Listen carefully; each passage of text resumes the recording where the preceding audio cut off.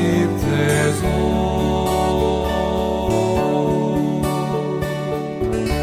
li ma jintemx biżmien bil-mewt. Kull ma għandi bik u nagħti kull ma jien biex nikseb sewwa dat teżor.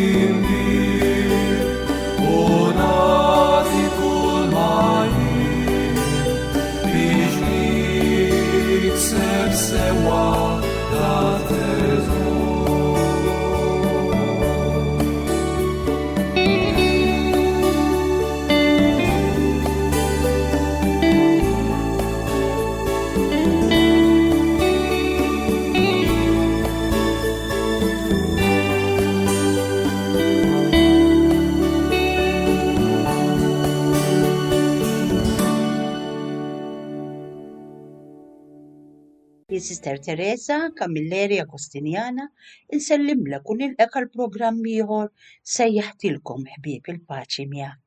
Nibdew billi nsejħu Trinità qaddisa fostna b'isem tal-Missier u tal-Iben u tal-Ispirtu Santu. Amen.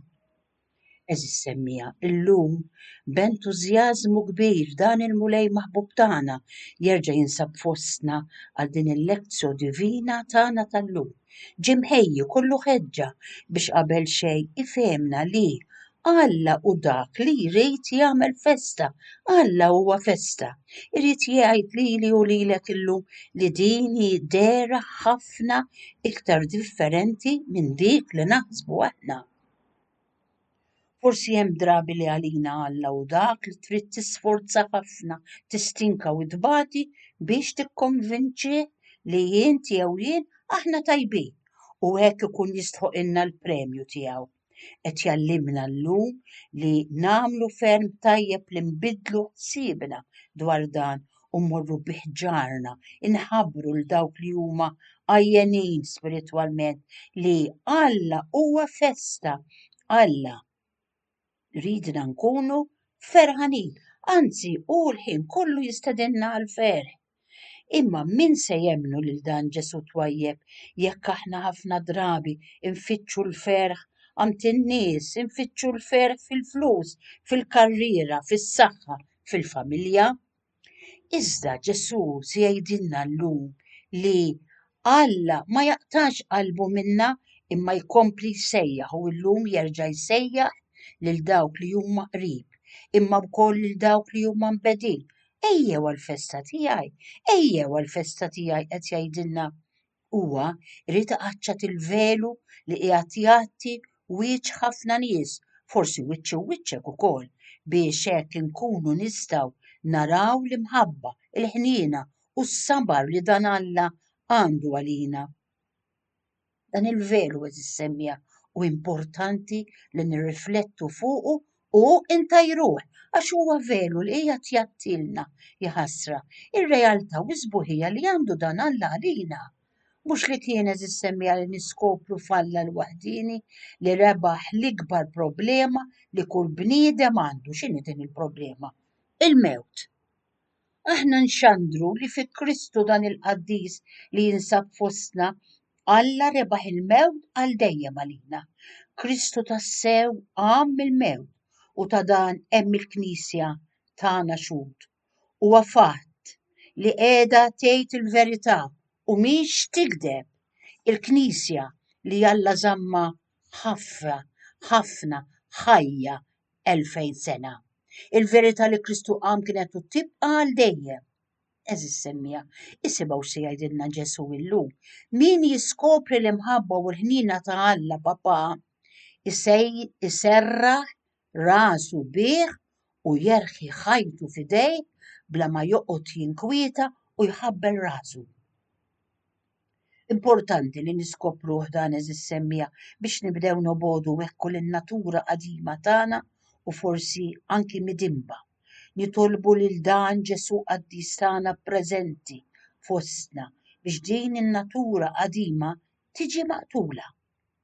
Jekk il-bniedem il-qadim bil-beżat u l-inkwiet tiegħu, bil-passjonijiet u d-nubiet tiegħu ma jinbidilx, ma jkun qatt ħieni, ma jkunx jaf jgħix minn għalih qiegħed jgħix tajjeb għax iġemma u jirekken jixxala u jisker, iħares lejn in-nisa u jiżni, jigdeb u jiġġiedika.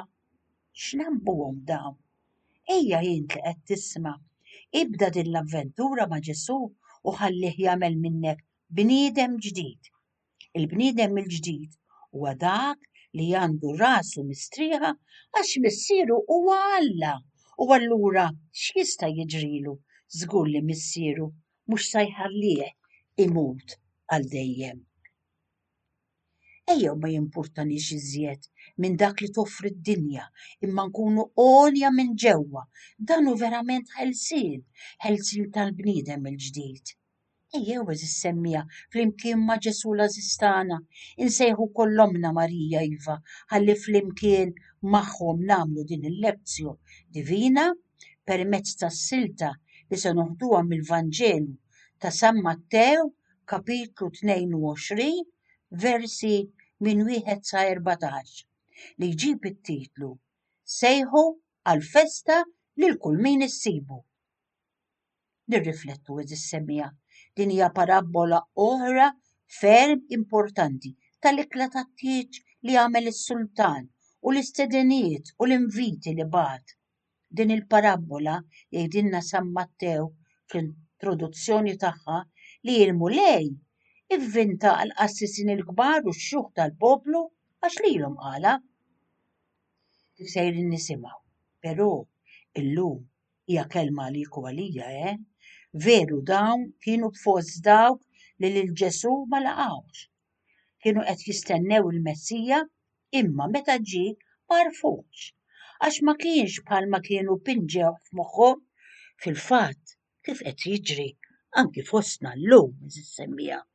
Iva, f'kull ġenerazzjoni Kristu huwa msallab mill-ġdid minn dawk li ma jarawx fih dak li qegħdin ifittxu f'ħajjithom. Kristu jagħti serħan il-moħħ iktar mill-flus tafux. Kristu il-qaddis tagħna għandu imħabba ikbar minn dik tal-mara jew tar-raġel jew tat-tfal. Dan Kristu preżenti fostna għandu ħajja xjati li tmur lil hemm mis-saħħa tal-ġisem. Il-faraġġ tiegħu jisbuq dak tal-ħbieb, il-ferħ li jagħti dan Kristu u dejjimi mhux tal-mument. Eżis semmija, dak li jagħti Ġesu jagħtih b'xejn, bi grazzja, mhux bħad-dinja li trid tħallas għal kollox kif nafu x'veru u kif trid tħallas għal kollox. Mit-titlu l-ikla tal-festa dan Ġesu donnu irid jgħidilna xi ħaġa importanti biha din. Donnu irid jgħidilna li il-Kristjaneżmu, il-Knisja li jkollok relazzjoni ta' mħabba ma' Alla dan kollu jissejjaħ festa. Nafu ġveru li d-dinja tagħna għandha ħafna festi, imma l-festa unika li tagħmbar f'qalb il-bniedem dik ta' Alla. Il-festa tad-dinja għandhom l-għada tal-festa, imma dik il-festa li l-missier qiegħed jistedinna għaliha hi għal dejjem. U għalhekk ta' meta naqraw fuq il-martri insibu li kienu jmorru jkantaw għall-martirju. Jeżisti fi żmienna wkoll dawk li ma jibżawx minn barra huma imdawrin bl-inkwiet, imma minn ġewwa għandhom il-festa tal-ħaruf. Issa fis-silta se nisimgħu li dawk li kienu qrib it-tempju ma jemnux dak li kien jgħidilhom Ġesu. Imma min emmen allura? Emnuh l-imbedin ħżina, dawk li dnubhom jidher, dawk li huma ġġudikati. X'misteru. Noqogħdu attenti eżis semja għax dan kollu għadu jiġri u jista' jiġri lili u lilek ukoll. Għall-ħares għad forsi li għad naraw lil-nies li ġġudikajna deħlin fis-saltna u aħna maqfulin barra inħabtulu u jgħidilna ma nafkomx. Se nisimgħu wkoll eżis semija li l-aħħar parti ta' din il-parabola se tikkonċentra fuq dak li daħal fl-ikla mhux liebes għat-tieġ. Għax bil-ħwejjeġ li nilbsu nistgħu nagħtu ġieħ jew immaqdru l-okkażjoni li nkunu mistednin għaliha. Immaġina inti xi ħadd jieħel fis-sala tat-tieġ liebes flok tax-xogħol bix-xorts b'karkur f'saqajh, ikun qed jinsulta lill-arajjiż. Dan ir-raġel laqa l-istedina kieku imma xorta safa imwaddab il-barra. Din is-sentenza hija importanti li nirriflettu sew fuqha. Għax eżis semmija rridu nifhmu li tilqa l-istedina ifisser tgħid li temmen. Imma il-libsa tat-tieġ tafu x'inhi? Biex il-libsa li tilbes, meta kont żgħira jien kont ngħid jekk imsieken sejħulhom minn barra, jien naħseb kulħadd kien bla libsa tat-tieġ mhux dan biss għax dawn bdew isejħulhom mit-triq.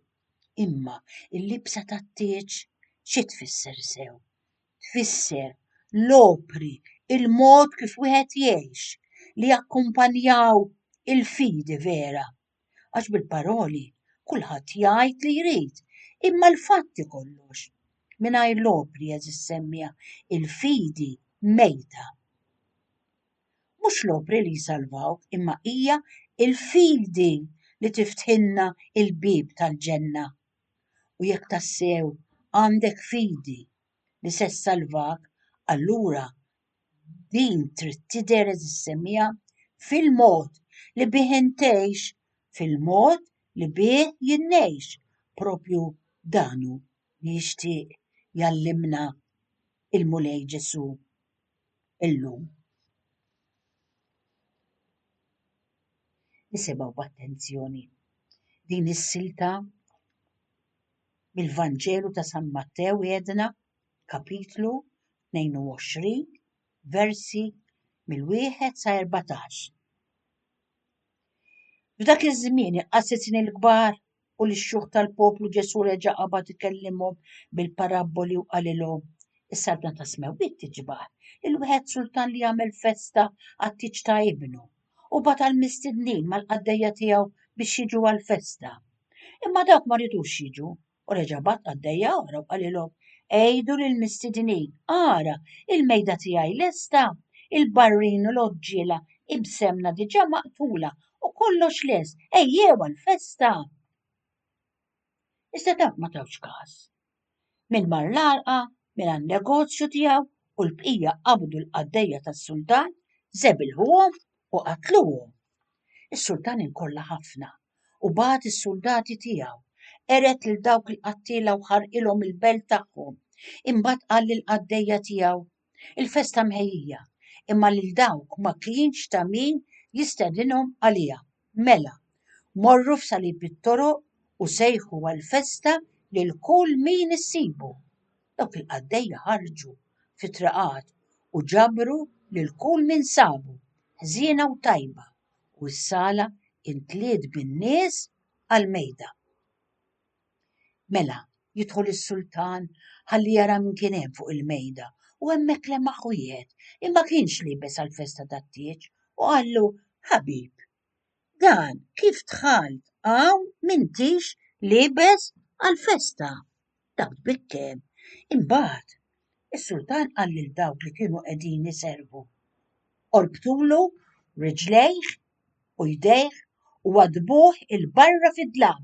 Hemmhekk ikun hemm biki u teżżiż ta' snin għax ħafna huma li msejħin imma ftit huma il-magħżulin.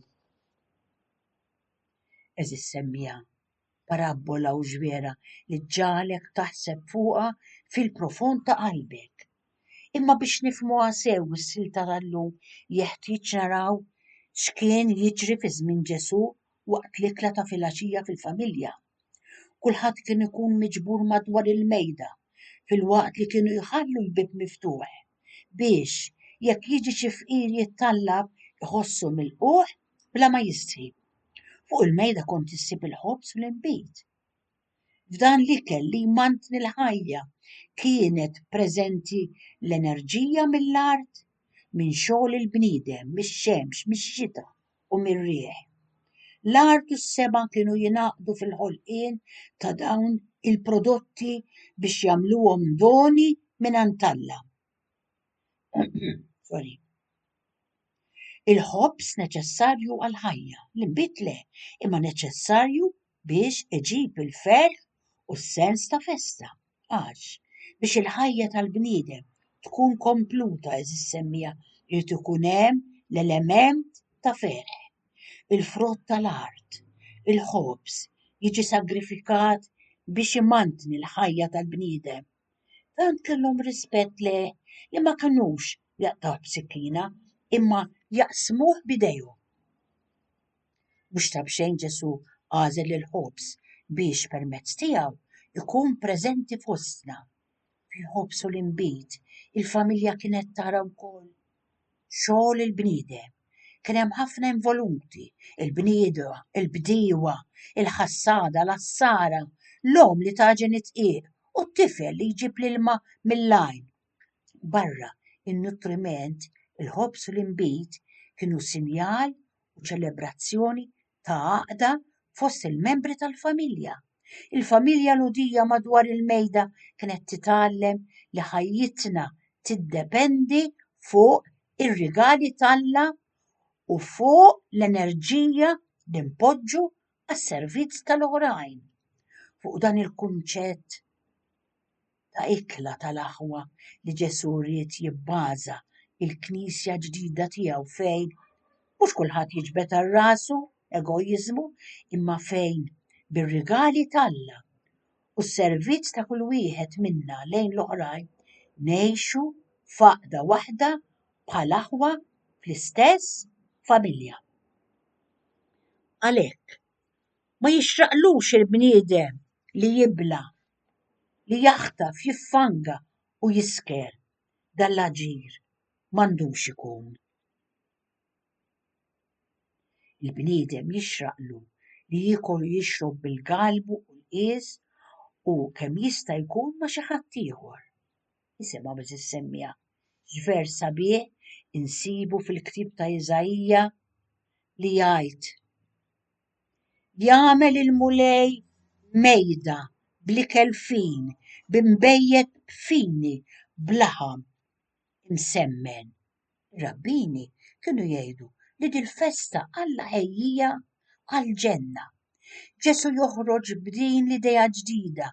Dan il-bankett festa tal-ikel u maħsub biex jibda minn issa, hawn fid-dinja, minn issa rridu nġibu ruħna ta' uli Alla kif billi ngħixu il-kol maqudin flimkien bħala aħwa, naqsmu ġidna ma' xulxin u nkunu servizz għall-oħrajn b'kull mod. Issa fis-silta smajna li wieħed sultan għamel festa tat-tieġ ta' ibnu. Ġesu jipparaguna s-saltna ġdida tiegħu li fiha se titwettaq ir-rieda tal-Alla ma' ikla ta' tieġ fejn wieħed isib festa ferħ, sfin, kant u fejn il-mistednin iħossuhom stmati kollha ndaqs u servuti b'ġenerożità kbira. Ħadmu fuq xi ħadd ieħor ħlief is-sultan. Tal-mulej l-art u kull ma fiha jgħidilna Salm 24. Min jaqa' tentazzjoni biex isir sit fuq l-oħrajn jerġa' lura għas-saltna l-qaddiema, għar-reba, għall-egoiżmu. Fis-saltna l-ġdida rridu nħossuna mistednin indaqs u lied tal-istess missier u fejn nieklu flimkien u mhux kulħadd tar-rasu. Hekk ikun hemm sens ta' komunità u solidarjetà. Ma taħlumiex li wieħed li jiekol mal-istess mejda tiegħek l-għada jitradik u nistaqsijaw jien u int. Se naċċettaw dan l-invit li qed jagħmlilna l-mulej illum jew se nibqgħu fid-dinja l-antika? Is-silta li qed nirriflettu fuqha qaltilna wkoll li bagħat għall-mistednin mal-qaddejja tiegħu. L-ewwel grupp ta' qaddejja jirreferi għall profeti ta' qabel l-eżilju. It-tieni grupp għal dawk ta' wara l-eżilju. Dawn il-mistednin ikeċċu u jżebilħu l-qaddejja ma jiċċattawx l-istedina għaliex tajt. Għax din tinvolvi impenn li tibdel ħajtek u kif taħsibha. Ma riedu l-ħadd jgħidilhom biex jibdlu l-mod tal-ħajja tagħhom għax kienu komdi bil-poter, bl-egoiżmu. Ma rridux jaċċettaw invit għal tieġ fejn kulħadd hu ndaqs u ħadd mhu sit. Għalhekk dawn it-tagħlim tant sabu lil qaddejja irritanti li waslu biex joqtluhom. Dawn il-qaddejja li qed issemmi l-parabola qed issemmija jippreżentaw lill-profeti imma dawn li qatluhom sodisfatti kif huma ma jistax ikun li jkollhom il-paċi u l-ferħ ġenwin f'qalbu għax il-bniedem ġie maħluq biex jaħseb fl-oħrajn f'komunità. Is-sultan bat lis-suldati tiegħu eret lil dawk il-qattiela u ħarqilhom il-belt. San Mattew qed jirreferi għall erda ta' Ġerusalemm. Fuq hekk Ġesu kien beka tiftakru, dan ma kienx kastig tal-Alla, in-nies tagħha bl-għażliet ħżiena li jagħmlu minkejja l-pariri tal-profeti u ta' Ġesu nnifsu ġabu fuqhom il-qerda tal-belt. Illum għataw min juża l-istess lingwaġġ li Alla jikkastiga l-midneb. Qabel kienu jgħidu hekk għax xi wħud ma kienu jridu jisimgħu b'xejn. Fil-fatt imma huwa qednub li jikkastiga u jeqret lill-bniedem. Mela l-messaġġ tal-lum huwa min ma jilqax l-istedina tas-sultan u jibqa' jidneb ifisser li hu se jkun responsabbli biex fid-dinja jkomplu jikbru l-vjolenza, gwerer, ġuħ u kull ma ikraħ madwarna fid-dinja. Is-sultan qaltilna s-silta qal lill-qaddejja morru f'salib it-toroq sejħu għall-festa lil kull min issibu u l-qaddejja li bagħat f'salib it-toroq tafu min huma żissemmija. Dawn il-qaddejja issa huma s-suċċessuri tal-Apostli u magħhom jien u int Ġesu jħeġġiġna biex tistiednu nies ta' kull kondizzjoni. Se nsibu uħud li joqogħdu jaħsbuha u forsi jħallu sal-aħħar ta' ħajjithom. Oħrajn jiġu minħabba l-biża' tal-infern. Nisperaw li dawn ma' żmien jiskopru il-qawwa tal-imħabba komunitarja u l-intenzjoni retta. Se nsibu wkoll oħrajn li jiġu għax ma jridux jitilfu minuta oħra mingħajr il-ferħ tas-saltna ta' Kristu. Ħadd minn dawn huwa perfett. Fil-mixja tagħna se nsibu ntoppi, waqgħat, skoraġġiment. Infatti ma kienx biżżejjed li tidħol fis-sala tat-tieġ, kien jeħtieġ li ġġib ruħek b'ċerta manjieri. Il-fatt, is-sultan lemaħ persuna fost dawk li ġew għall-festa. Dallej u għallu, ħabib, dana kif tħalt hawnhekk m'intix liebes għall-festa. Din il-parti tistona ftit mal-bqija tas-silta fejn is-sultan jidher tant ġeneruż u issa jidher tant taħrax. Fil-fatt din hi parabola oħra sa Mattew ipoġġiha hawn għax fil-komunità ta' Antiokkja fejn hu kiteb il-Vanġelu daħlu xinsara li ma badlux ħajjithom. Nisrani tajjeb irid ibiddel ħajtu, irid jilbes libsa ġdida. Min jitgħammed ikun qed jilbes lil Kristu. Din hi l-libsa tat-tieġ. Ġesu illum qed jgħidli biex insaqsi lili nnifsi. Jien għadni bl-ilbies l-antik tal-vizzijiet jew ħaddant il-kelma tiegħu b'tali mod li min iħares lejn l-imġiba tiegħi jara lil Kristu. Fl-aħħar vers tas-silta li qed nirriflettu fuqha smajna dwar il-biki u t-teżżiż ta' snien. Dan kien diskors ta' dak iż-żmien. Mhux Alla li hu kattiv u jikkastiga b'dan il-mod, imma l-bniedem li jagħżel il-loġika tal-kompetizzjoni tal-poter akkosta kollox u allura dan żgur sa jgħix f'sitwazzjoni tal-biki u disperazzjoni. Dak kif isser it-teżżiż tas-snien. Eżis semmija, ejjew nifqu ftit ħanisimgħu din is-silta mużikali ferm sabiħa li trid terġa' tfakkrek biex ma tirrifjutax l-invit għall-festa li kontinwament jagħmillek il-Mulej Ġesu. Nisimgħuha. Alla ħejja festa.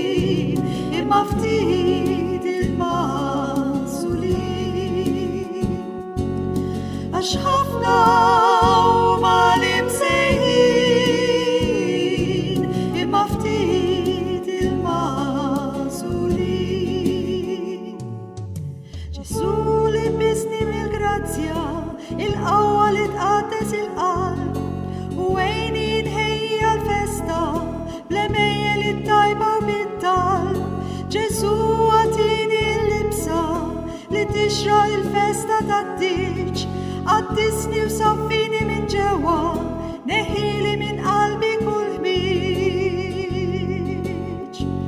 Nkun imħejji għal-festa tat-tiġ, nkun imħejji għal-festa tat-tiġ.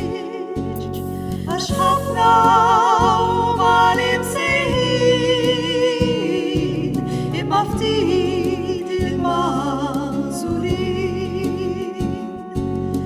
nafx ħafna huma li msejħin imma ftit il-magħżulin.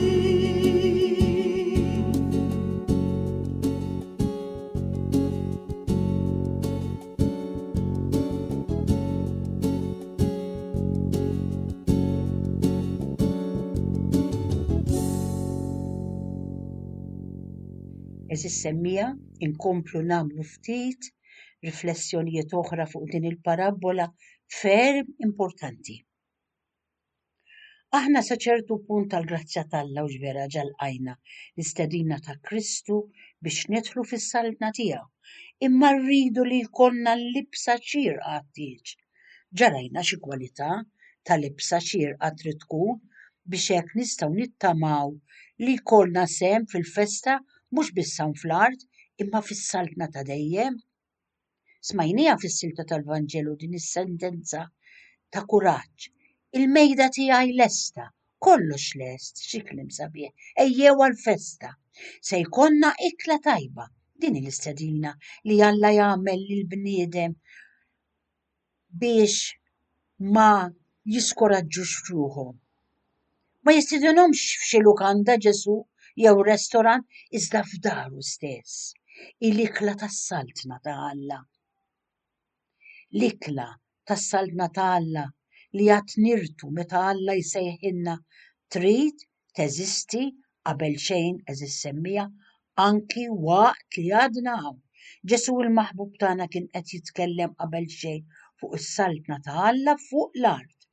Il-poplu tiegħu f'din il-ħajja, il-Knisja tiegħu fid-dinja li jiena u int nagħmlu parti minnha dan Ġesu tagħna xebbaħa ma' ikla. Għaliex? Għax ix-xewqa ta' Kristu li mallem tagħna kienet li l-membri kollha tas-saltna tiegħu jarfu l-xulxin u jkunu jistgħu jinħabbu kif jagħmlu nies madwar il-mejda. Għax kif wieħed jista' jifhem tajjeb meta l-bnedmin jinġabru għall-istess ikla u ma jiċċelebraw dak li hu l-aqwa f'ħajjithom. X'inhu dak li hu l-aqwa bejniethom? L-imħabba, il-ferħ li jkunu flimkien, il-qsim tal-ħobż bejniethom u f'din il-għaqda tal-qlub Ġesu ikun preżenti bla ma jidher fost dawk li huma tiegħu u naraw min kienu mistednin, min kienu. Is-saltna ta' Alla għedna li hi festa li għaliha u mistieden kulħadd. Iżda ħadd ma jkun imġiel jiġi min irid. U difatti ħafna kif naraw fostna li ma jilqgħux l-istedina li jagħmlilhom Alla kif jgħid dan Kristu tagħna li hawn fostna permezz tal-parabola meta jgħid ma jaċċettawx li jissieħbu ma' Alla. Dan il-fatt jitwettaq fl-istorja tas-salvazzjoni. Alla għamel l-istedina qabel xejn lill-poplu ludi. Ħafna kienu li ma laqgħux is-sejħa magħmula lilhom għalhekk Alla sejjaħ permezz ta' dan Kristu qaddis li hawn fostna lill-bnedmin kollha biex jiffurmaw poplu wieħed ġdid mifdi minnu stess. Issa kulħadd jista' jieħu sehem fl-ikla tas-sultan, però meħtieġa kif ġa semmejna il-libsa tat-tieġ. X'inhi nerġa' nistaqsu din il-libsa tat-tieġ? Din hi l-libsa ta' Kristu li tfisser il-bniedem il-ġdid, din hi l-libsa li tfisser l-emejjel ta' Kristu li jridu jidhru fik u fija bħala mistieden għall-ikla u hawnhekk eżis semmija forsi hu l-mument li nduru lejn Kristu tagħna u ngħidulu bil-qalb Mallem Ġesu libbisni lilek ejna ħanikkopja milek emejjel ta' mħabba, ħlewwa, manswetudni, sottomissjoni, rassenjazzjoni, ħlewwa, paċi, ferħ, tranquillità, modrija mod speċjali biex ħajti tagħmel qabża ta' kwalità fil-ħajja spiritwali u hekk ikun jixraq li verament li nidħol libera għall-festa tat-tieġ. Fil-parabola Ġesu kien qed jitkellem ukoll fuq l-ikla tas-saltna ta' Alla li għad trid tilħaq il-milja tagħha fis-sema fil-ħajja ta' dejjem is-semmija li aħna assenjati li mmorru fiha. Din hi s-salvazzjoni sħiħa li nittamaw li niksbu wara li ntemmu ħajjitna f'din id-dinja. U din is-saltna tiegħu hija mxebbħa ma' xiex ma mejda bi kelfin u xorb tajjeb. Iva din il-ikla li kellimna fuqha Kristu fl-Evanġelu tal-lum. Hija figura fil-fatt tal-Knisja. Il-profeta Iżajja però fit-tixbija tiegħu jagħtiha dera aktar apolitika, jiġifieri jirreferi għal żmien meta aħna ma jkunx hemm aktar ġuħ, firda, niket, mewt, ikun biss żmien ta' festa. Din tkun is-saltna mwettqa. Nafu tajjeb li għad ma wasalniex hemm, mhux veru. Għadna qed inħabbtu wiċċna ma' tbatija, provi, firda, mewt, għadna qed nistennew it-twettiq sħiħ tat-tama tagħna li s-salvazzjoni ta' dejjem. Iżda, sakemm jasal dak il-mument iż-semmija aħna għandna nippruvaw nagħtu l-ewwel sinjali, ġifieri nuru li nħobbu l-ħajja mġedda minn dan Kristu Qaddis li hawn fostna u rridu ngħixuha din il-ħajja fl-imħabba u fl-għajnuna ta' xulxin. L-akbar u l-ewqa sinjal ta' dik il-festa ferrieħa u sabiħa hi l-ikla ewkaristika. Din hi mhux biss is-simbolu tal-imħabba, tal-paċi u l-għaqda, iżda wkoll il-kawża effikaċi tagħhom. U Ġesu jistidinna biex libsin il-libsa tat-tieġ bħala bnedmin imġeddin minnu nieħdu sehem fiha biex bekk insaħħu l-imħabba u l-karità vera ta' bejnietna. Nagħmlu kuraġġ is-semmija u ma' San Pawl intennu. Kollox niflaħ u nista' bis-saħħa ta' dak li jqawwini. Nsellem u nirringrazzja lilek li kont magħna għal dan il-programm. Il-paċi miegħek.